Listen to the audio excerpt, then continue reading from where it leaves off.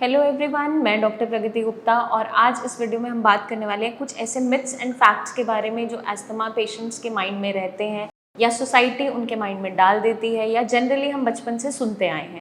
उन्हीं को क्लियर करना इम्पॉर्टेंट है क्योंकि इस बीमारी को हम बेटर तरीके से तभी समझ पाएंगे। सबसे पहला मिथ जो लोगों के माइंड में रहता है या हमें आसपास के लोग कहते हैं कि बचपन में अगर आपको कभी भी अस्थमा हुआ है तो वो ठीक हो जाता है। बचपन में अगर आपको अस्थमा से आप सफ़र कर रहे हैं, इनिशियली यंगर एज में अस्थमा के सिम्टम्स स्टार्ट हो गए हैं, तो वो जब आपकी एज बढ़ती चली जाती है वो पूरी तरह से नहीं जाता, उसके सिम्टम्स की सिवेरिटी कम होती चली जाती है जैसे जैसे हमारी बॉडी की इम्यूनिटी बेटर होती चली जाती है।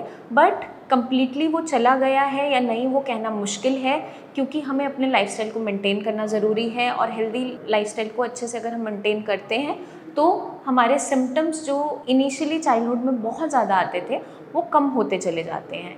तो ऐसा नहीं है कि पूरी तरह से ये ठीक हो चुका है, कभी भी ट्रिगर हो सकता है, इसलिए आपको ध्यान ज़रूर देना पड़ेगा अगर आपकी प्रीवियस हिस्ट्री रही है अस्थमा को लेकर। सेकंड जो मिथ बेसिकली हम सुनते हैं वो ये रहता है कि अस्थमा के पेशेंट्स कोई भी एक्सरसाइजेज नहीं कर सकते। अस्थमा के पेशेंट्स एक्सरसाइज कर सकते हैं, हमें बस चॉइस ऑफ एक्सरसाइज जो रखा जाता है वो देखना पड़ता है। आपको कोई भी हेवी विगरस एक्सरसाइज नहीं करनी है, मतलब बहुत हेवी, बहुत तेज़ी से आप जॉगिंग कर रहे हैं, रनिंग कर रहे हैं जिसमें आपका सांस तेज़ी से फूल रहा है। आपको इनिशियली अपना स्टैमिना पहले बिल्डअप करना है, वो हम योगा और प्राणायाम से बहुत अच्छे तरीके से कर सकते हैं क्योंकि योगा आपकी बॉडी को फ्लेक्सिबल करने में मदद करता है, प्लस प्राणायाम आपका इंटरनल हेल्थ को मेंटेन करने में मदद करता है, आपकी लंग कैपेसिटी को बूस्टअप करता है, आपकी इम्यूनिटी को बूस्ट करता है। तो हम प्रेफर कर सकते हैं इन एक्सरसाइजेस को ओवर आपका कुछ भी रनिंग है, जॉगिंग है, बहुत जो हम तेज़ी से कर रहे हैं जिसमें हमारा ब्रीदिंग एफर्ट बढ़ता चला जाता है। पहले हमें अपनी ब्रेथ को कंट्रोल करना स्टार्ट करना होता है और अपनी लंग कैपेसिटी को इम्प्रूव करना होता है। एक बार स्टैमिना बिल्डअप हो जाता है, फिर अगर आप कोई भी exercise over the period of time कर भी रहे हैं तो भी आपके अस्थमा अटैक्स ट्रिगर नहीं होते हैं। कुछ मिथ्स हमारे माइंड में ये भी होते हैं कि अगर हम कोई भी अस्थमा की दवाई खा रहे हैं तो वो हैबिट फॉर्मिंग हो जाती है, हमें उसकी आदत लग जाती है, एडिक्शन हो जाती है। ऐसा बिल्कुल नहीं है। अगर आप इस बीमारी से सफ़र कर रहे हैं, आप ब्रोंकोडायलेटर्स ले रहे हैं, ऐसा कुछ नहीं होता कि आपकी बॉडी उसको यूज टू हो जाती है। आपकी अगर कोई भी सिम्टम आ रहे हैं जिनकी सिवियरिटी बढ़ रही है, अटैक्स बढ़ रहे हैं, तो उस समय पर हमें सिम्टम्स को कंट्रोल करने के लिए, आपकी कंडीशन को मैनेज करने के लिए मेडिसिन का रोल बहुत इंपॉर्टेंट है। चाहे आपके इन्हेलर्स हैं, चाहे आपकी कोई भी आप मेडिसिन का इंटेक कर रहे हैं, तो हैबिट फॉर्मिंग नहीं है, बट हमें डॉक्टर के गाइडेंस के अंडर ही उन्हें लेना है। ओवर द काउंटर उसका इस्तेमाल नहीं करना है। या आपका कोई फैमिली मेम्बर लेता था, उसे भी अस्थमा था तो आपने अचानक से लेना स्टार्ट कर दिया, ये बिल्कुल नहीं होना चाहिए। बट अगर हम डॉक्टर्स की गाइडेंस के अंडर कोई भी ड्रग्स इस्तेमाल करते हैं, लाइक आपकी जो मेडिकेशंस हैं जिसकी हम बात कर रहे हैं, तो वो कम्प्लीटली सेफ होती है क्योंकि वो आपके सिम्टम्स के अकॉर्डिंग डॉक्टर प्रिस्क्राइब करता है। बिना प्रिस्क्रिप्शन के आपको कुछ भी इस्तेमाल नहीं करना है। एक जो मिथ लोगों के माइंड में ये होता है कि हमारे जो सिम्टम्स हैं अस्थमा के, अगर हमें वीजिंग नहीं हो रहा है, हम जब सांस छोड़ रहे हैं तो सीटी की जैसी आवाज़ नहीं आ रही है, तो ये अस्थमा नहीं है।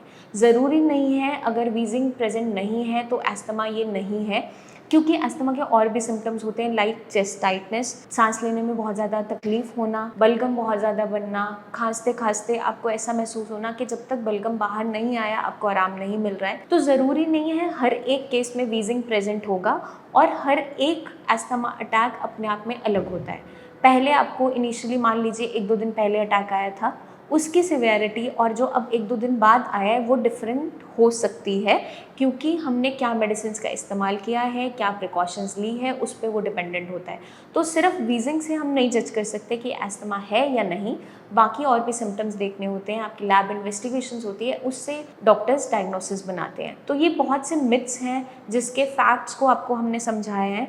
आपके माइंड में अगर कोई भी डाउट्स हैं या आपको लगता है ऐसा कुछ हो सकता है या मैंने ये सुना है तो ये पॉसिबल है या नहीं, या ये पेशेंट के साथ सिम्टम ऐसे आते हैं नहीं आते हैं, आपके माइंड में अगर कोई भी डाउट्स हैं तो नीचे दिए हुए नंबर पर हमारी टीम ऑफ डॉक्टर से आप बात कर सकते हैं, खुलकर अपनी रिपोर्ट्स हमारे नंबर पर शेयर कर सकते हैं, आप हमसे आकर मिल सकते हैं। क्योंकि जितना अर्ली इस बीमारी का डायग्नोसिस होता है उतनी over the period of time इसकी सिवियरिटी कम होती चली जाती है। अदरवाइज़ ये बीमारी ऐसी है विद एज ये बढ़ती चली जाती है अगर इसको निगलेक्ट किया जाता है तो एज़ अर्ली एज़ पॉसिबल इसका डायग्नोसिस होना, इसका सही इलाज मिलना बहुत ज़रूरी है, अपने लाइफस्टाइल में चेंजेस लाना बहुत ज़रूरी है। आई होप ये वीडियो आपको मदद करेगी अवेयर करवाने में कि क्या सही है और क्या गलत है अस्थमा पेशेंट के लिए। जल्दी ही मिलेंगे नेक्स्ट वीडियोस में जहां हम लेकर आएंगे बहुत सी टिप्स जो आपको हेल्प करेगी अपने अस्थमा अटैक्स को कम करने में, इस बीमारी को बेटर तरीके से मैनेज करने में। तब तक के लिए अपना खास ध्यान रखिए। Take care.